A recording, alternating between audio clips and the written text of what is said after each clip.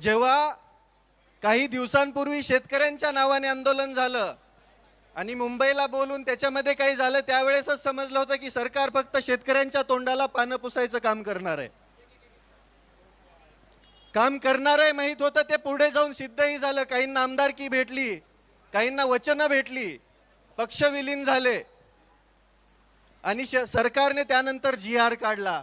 GR मध्ये 2 अटी अशा आहेत ज्याच्यामध्ये अख्खी खुट्टी टोकलेली आहे. ज्या शेतकऱ्यांनी 2019च्या कर्जमाफीमध्ये लाभ घेतलेला आहे, अशा शेतकऱ्यांचं कर्ज माफ होणार नाही.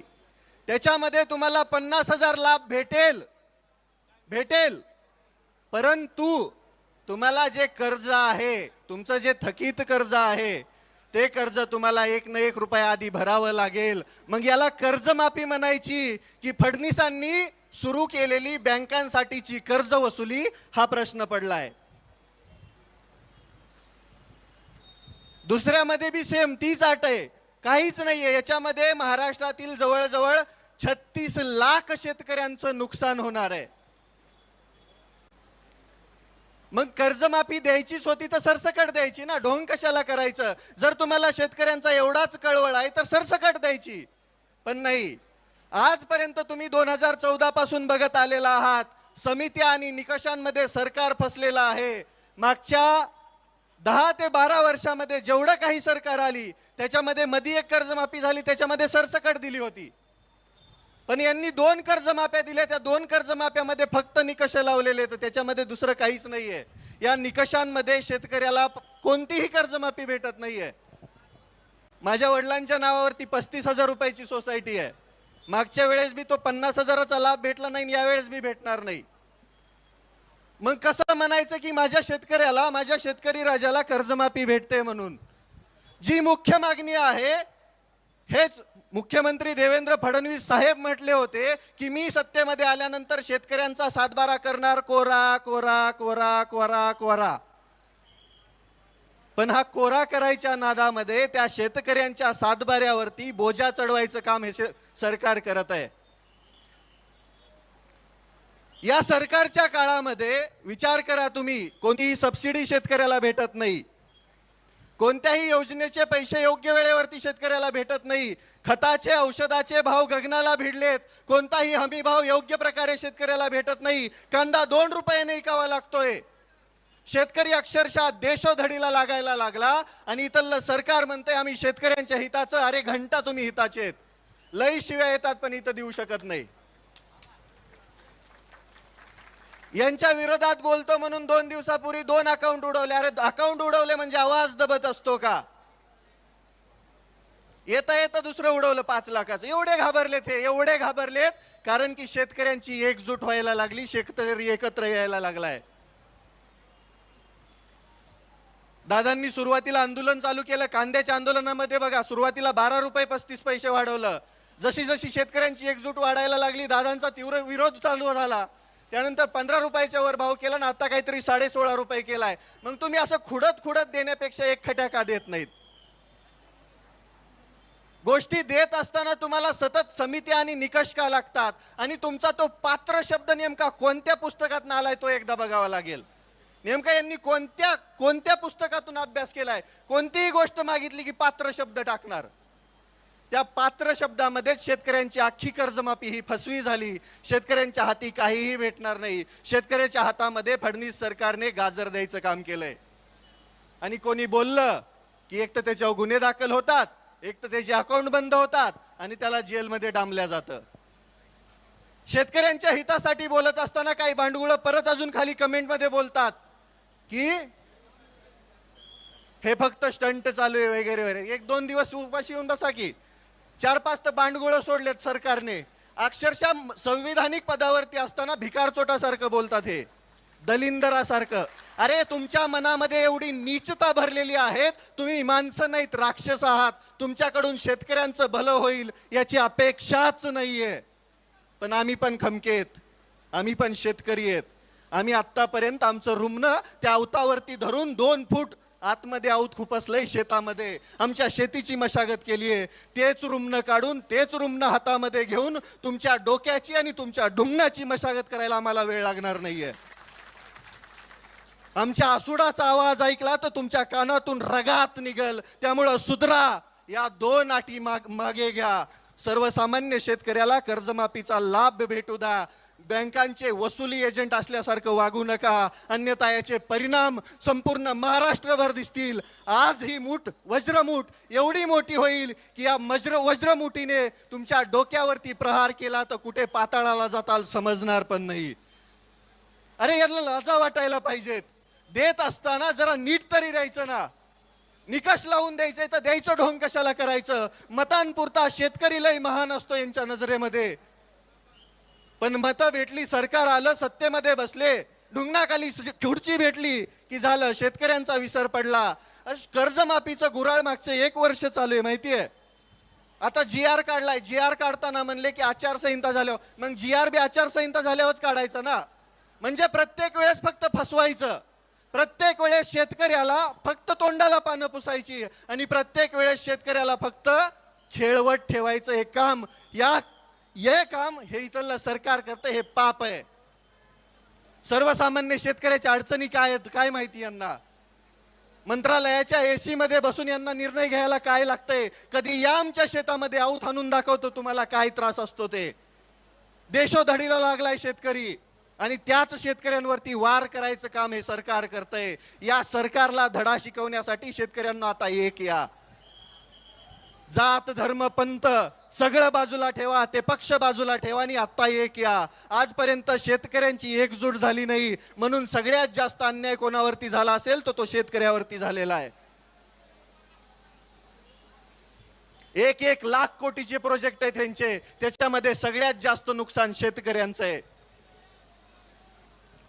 ज्या शेतकऱ्यांकडे 4-2 एकर जमीन आहे ती घेण्याचा पण घाट या सरकारने घातलाय. शक्तीपीठाचं तुम्हाला माहीतच असेल. ज्याची आवश्यकताच नाही, ज्याला समांतर महामार्ग आहे, तरी पण यांना तिथं घालायचं आहे. कारण की सरकारनं शेतकऱ्यांच्या जमिनी घ्यायच्या, त्या कॉन्ट्रॅक्टमधून पैसे कमवायचे आणि शेतकरी देशोधडीला लावायचा. माझी स्पष्ट मागणी आहे सरकारला, तुम्ही जर या 2 जाचकाठी लवकरात लवकर मागे घेऊन सरसकट सर्व शेतकऱ्यांना 2 लाखांपर्यंत कर्जमाफी नाही दिली तर आम्ही मंत्रालयावर पण धडकायला कमी करणार नाही. आम्ही त्यावेळेस आमच्या हातात रुमणं असेल आणि खांद्यावरती आसूड असेल, त्याचा वार आणि त्याचा आवाज तुमच्या कानामध्ये घुमल्यावरती तुम्ही लाईनीवरती येणार, वटणीवर येणार. वाटोळं झालंय शेतकऱ्यांचं. कोणत्याही योजनेला निधी नाहीये, फंड नाहीये. सर्वसामान्य शेतकऱ्याच्या आता पेरण्या तोंडावरती आहेत, बियाणं व्यवस्थित उपलब्ध नाहीये. या वर्षी तर दुष्काळाचं सावट आहे. खुद मुख्यमंत्रीच म्हणताय की 1950 सारखा दुष्काळ पडणार आहे जणू. मग याच्यामध्ये शेतकरी कसा जगणार नेमका.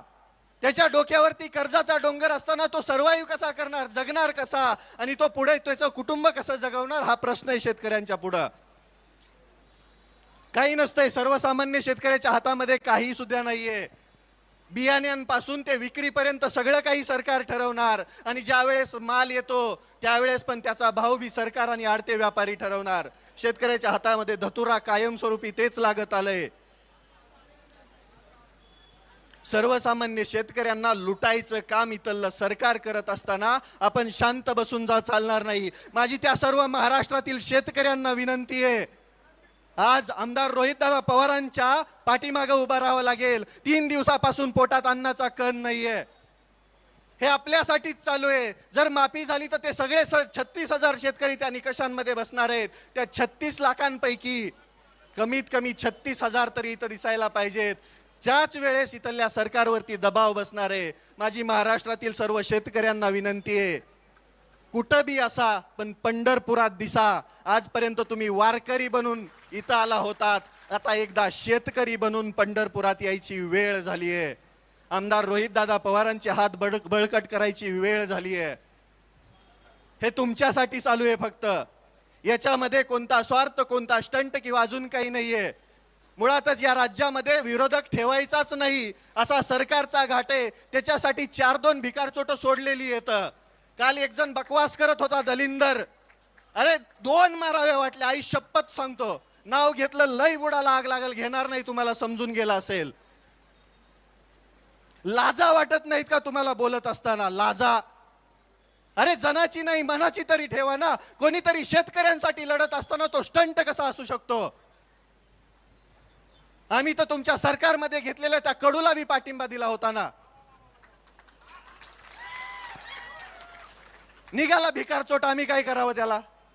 शेतकऱ्यांच्या जीवावरती पोळी भाजणारी माणसं अशीच असतात. पण इथं नाहीये ना तसं. मागचा जर विचार केला तुम्ही तर कांदा आंदोलनामध्ये शेतकऱ्यांचा फायदा झाला दादांनी आंदोलन केल्यानंतर. मग या आंदोलनाचा पण फायदा शेतकऱ्यांना होणार आहे हा विश्वास आहे आम्हाला. आणि आम्हाला माहिती आहे, आम्हाला माहिती आहे की हे स्वाभिमानाचं रक्त आहे, हे शेतकऱ्यांसाठी लढणारं रक्त आहे. म्हणून आमचा जाहीर पाठिंबा दादाला आहे. आता माघार नाही. जोपर्यंत या 2 जाचकाठी सरकार रद्द करत नाही, जोपर्यंत सरसकट सर्व शेतकऱ्यांना 2 लाखांपर्यंत कर्जमाफी सरकार देत नाही, तोपर्यंत आम्ही माघार घेणार नाही. आता आम्ही शांततेमध्ये आहोत, आता आम्ही शांत बसून आहोत. याचा अर्थ असा नाही की आम्ही शंड आहोत. आम्हाला लढायचंही माहितीये. छत्रपती शिवरायांचा वारसा सांगतोत आम्ही. डॉक्टर बाबासाहेब आंबेडकरांनी दिलेलं संविधान, त्यांनी दिलेलं सगळं साहित्य वाचून इथं अन्यायाविरुद्ध लढणारे हात आहेत आमचे. सर्वसामान्य शेतकरी शिक्षित नसला, पाठीमागे असला तरी त्याला लढायचं कसं हे माहिती आहे. आम्ही लढणार, तोपर्यंत लढणार जोपर्यंत शेतकऱ्यांना त्यांचा हक्क भेटणार नाही. आम्ही लढत राहणार, शेवटच्या श्वासापर्यंत लढत राहणार. उद्ध्वस्त व्हायला लागली आहे शेती, उद्ध्वस्त व्हायला लागलाय शेतकरी, आणि उद्ध्वस्त व्हायला लागलेत शेतकऱ्यांची कुटुंब. आमच्या शेतीवरतीच आमची लेकरं मोठी होतात, शाळा शिक्षण घेतात. पण नाही, बाकी काही असेल, फक्त आणि फक्त शेतकऱ्यांचं रक्त पिण्याचं काम इथलं सरकार करत असेल तर यांना धडा शिकवायची वेळ आली आहे. आणि माझी त्या प्रत्येक स्टंट म्हणणाऱ्या भिकारचोटाला विनंती आहे. त्या आझाद मैदानामध्ये लोळत असताना आम्ही बघितले डुकरावानी. तुझे कसले स्टंट होते आम्हाला बी माहिती आहे. आणि जर लईच हिंमत आहे तर माझा पट्ट्याचा आता चॅलेंज आहे, 15 दिवस तू शेतकऱ्यांसाठी उपाशी राहा, तेव्हाच तू आम्ही समजू की तू बी शेतकऱ्याची औलाद आहे. तू पण शेतकऱ्यांसाठी लढतोय, तू पण सरकारमध्ये राहून शेतकऱ्यांच्या हक्कासाठी भांडतोय. हाय हिंमत नाही. सत्तेच्या वळचणीला बसणारी ही बांडगुळं कधी सर्वसामान्य शेतकऱ्यांचं हित बघू शकत नाही. आणि जो शेतकऱ्यांसाठी लढतोय त्यांना पाठीमागं ओढण्याचं काम इथली हीच बांडगुळं करतायत. अजून एक होतं, मंत्री झालंय पाठीमागून येऊन, समजलं असेल, म्हणे शेतकऱ्यांच्या नावाने वोट बँक. अरे वोट बँक तर तुम्ही चोरली शेतकऱ्यांची, शेतकऱ्यांना खोटी आश्वासनं देऊन. आणि प्रत्येक वेळेस राजकारण नसतं, कधी कधी समाजकारण आणि शेतकरी पण असतो, तो बघा. आणि इथून पुढे शेतकऱ्यांवरती कोणी अपशब्द बोलत असेल, शेतकऱ्यांना मागं ओढत असेल तर त्या भिकारचोटाला धडा शिकवायचं काम शेतकरी करेल. इथून पुढे शेतकऱ्यांना कोणी बोलायचा प्रयत्न करेल, मागं ओढायचा प्रयत्न करेल, शेतकऱ्याला नीच दाखवायचा प्रयत्न करेल तर तिथल्या तिथं त्याला धडा शिकवला जाईल. त्याच्या डुंगणावरती चाबकाचे आसुडाचे वार उमटवले जातील. ही वस्तुस्थिती आहे. लढावं लागेल राजांनो. ज्या सरकारला आपण स्पष्ट बहुमतामध्ये निवडून दिलंय, आता कसं निवडून आले ते तुम्हाला बी माहिती आहे. पण ते निवडून दिल्यानंतर आपल्यासाठी काम करायचं सोडून हे स्वतःची घरं भरण्याचं काम करतायत. आणि ही घरं भरत असताना आपल्याला लढावं लागेल, कारण की या राज्यामध्ये विरोधी पक्षनेता आपण ठेवलेला नाहीये. आपली चूक आहे ती. कधी पण मतदान देताना निम्म निम्म देत जा. इथून पुढे म्हणजे आपले हक्क मिळत असताना निदान विरोधी पक्षनेता असेल. आणि विरोध नसतोच हा, मुळात हक्क मागण्यासाठी केलेला हा अट्टास असतो. उपाशी राहायला कोणालाही आवडत नाही. 12 तास जर जेवण नाही केलं तर डोकं भन भन भन भन भन भन करतं, अंग थरथर कापतं, समजत नाही काही. त्या परिस्थितीमध्ये जर कोणी उपोषण करतंय तर त्याला पाठबळ देणं आपलं काम आहे. माझा स्पष्ट शब्दामध्ये या सरकारला इशारा आहे, तुम्ही लवकर वटणीवरती या, नाहीतर आम्ही या पंढरपुरातून तुमच्या मंत्रालयामध्ये यायला वेळ लावणार नाहीत. आणि त्यावेळेस 1-2 नाही, 1 शेतकरी लाख शेतकरी असेल त्यावेळेस तुम्हाला खरं समजेल शेतकऱ्यांची ताकद.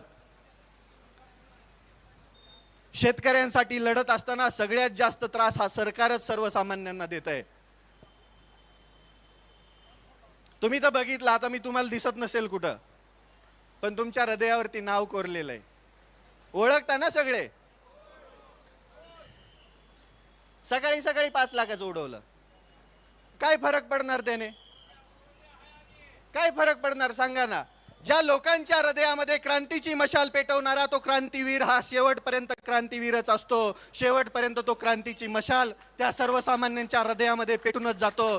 त्याच कर्जमाफी, फसव्या कर्जमाफीच्या विरोधामध्ये क्रांतीची मशाल आमदार रोहितदादा पवारांनी पेटवायचं काम केलंय. आमचा त्यांना जाहीर पाठिंबा आहे. तुम्ही सर्वजण कायमस्वरूपी, जोपर्यंत या जाचक रद्द होत नाहीत तोपर्यंत आम्ही इथून हलणार नाही. आता आम्ही माघार घेणार नाही. आणि तुम्हाला वाटत असेल इग्नोर करताल, तर इथून पुढे महाराष्ट्रातील त्या चौकामध्ये त्या प्रत्येक शेतकऱ्याने जमायचंय आणि इथल्या सरकारला धडा शिकवण्यासाठी, इथल्या व्यवस्थेला धडा शिकवण्यासाठी प्रशासनाला निवेदन देऊन त्या प्रत्येक ठिकाणी आंदोलन करायचंय. तुम्ही पंढरपूरला येऊ शकत नाहीयेत ना, तर महाराष्ट्रातल्या कोणत्याही कोपऱ्यामध्ये तिथून आंदोलन करा आणि आमदार रोहितदादा पवारांना पाठिंबा द्या. त्याच्यामध्येच तुमची लढाई यशस्वी होईल आणि तुम्हाला तुमचा हक्क, तुम्ही मागितलेली कर्जमाफी भेटण्याचं काम होणार आहे. त्यामुळे एकत्र या, लढा. एकत्र आलात तरच आपल्याला आपला हक्क भेटणार आहे. वाटोळं केलं या सरकारने, वाटोळं. कधी बघा जाऊन सर्वसामान्य शेतकऱ्याच्या शेतामध्ये जाऊन, बांधावरती जाऊन परिस्थिती. खताचे भाव गगनाला भिडलेत, गगनाला.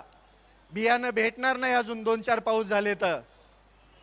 आधी स्टॉक झाला काही जणांकडे, मग हळूहळू बाहेर काढणार. मगाशी मी एक पोस्ट वाचली, लई इंटरेस्टिंग होती, लई इंटरेस्टिंग. ते आपल्या अन्न आणि औषध भेसळ प्रशासनाचे आयुक्त म्हणून तुकाराम मुंडे साहेबांची आपल्या नियुक्ती केली आहे. मग देवेंद्र फडणवीस साहेबांच्या पेजवरती एक पोस्ट होती बीजेपी मुंबईच्या, की देवेंद्र फडणवीस साहेबांची कामगिरी इथून पुढे गुटखा विकणाऱ्यांवरती मोकोका कारवाई होणार. आणि याच्या दोन नाही 6 महिने आधीच नरहरी झिरवळ साहेब म्हणले होते की आम्ही बी मोकोका कारवाई करणार, पण एकावर बी झाली नव्हती. कालपासून सगळ्यांवरती व्हायला लागली. म्हणजे एक माणूस सिस्टीम मधला काय करू शकतो, हे बदल घडू शकतो हे तुम्ही बघता, पण त्याचं श्रेय लगेच दुसरे घेणार. बरोबर की नाही? तसाच अधिकारी जर आमच्या शेतकऱ्यांसाठीच्या असणाऱ्या कृषी विभागाला असला तर मामा पळूनच जातील लगेच.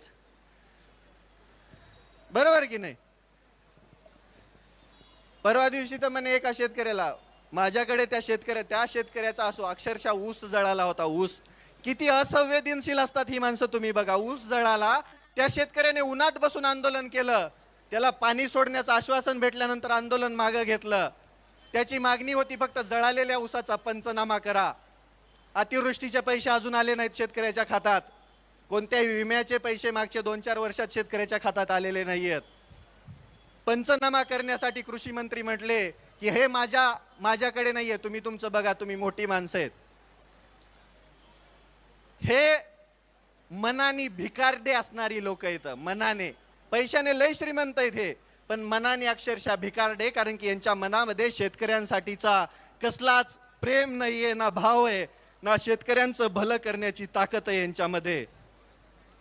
पण आम्ही शेतकरी पण खमके येत, आम्ही शेतकरी पण असे तसे नाही येत, आजचे कच्चे बच्चे नाही आहेत. आमच्यामुळेच तुम्ही आहेत. तुम्हाला उद्ध्वस्त करायला आणि तुम्हाला उकडून फेकायला या शेतकऱ्यांच्या लेकरांना, शेतकऱ्यांना वेळ लागणार नाही. त्यामुळं सुधरा बांडगुळांनो आणि शेतकऱ्यांची सरसकट कर्जमाफी करा. शेतकऱ्यांना 2 लाखापर्यंतचा कर्जमाफीचा लाभ सरसकट द्या. तसल्या अटीतटी तुमच्याकडेच ठेवा. तुम्ही पैसे कमवताना, तुम्ही भ्रष्टाचार करताना अटीतटीच लावतात का, याचा पण विचार करा. परत एकदा सांगतो, रविराज साबळे पाटीलच नव्हे, या महाराष्ट्रातला तो सर्व शेतकरी, ज्या शेतकऱ्याला आज गरज आहे कर्जमाफीची, ज्या शेतकऱ्याला गरज आहे त्यांच्या हक्काची, तो प्रत्येक शेतकरी आमदार रोहितदादा पवारांच्या आंदोलनाला, या उपोषणाला पाठिंबा देत आहे. सरकारने लवकरात लवकर जागं व्हावं, अन्यथा आम्ही रस्त्यावरती उतरलोत, आम्ही शांततेचा मार्ग सोडला तर तुम्हाला खुर्च्या सोडून पळून जावं लागेल, तुम्हाला खुर्च्या सोडून अक्षरशः महाराष्ट्र सोडून पळून जावं लागेल. त्यामुळे लवकरात लवकर या आंदोलनावरती तोडगा काढा आणि ज्या जाचकाठी लावल्यात त्या मागे घेऊन सरसकट सर्व शेतकऱ्यांची कर्जमाफी करा. एवढं बोलतो. माझ्या पाठीमागे एकदा घोषणा देताल, जय जवान जय किसान, जय जवान जय किसान. भारत माता की.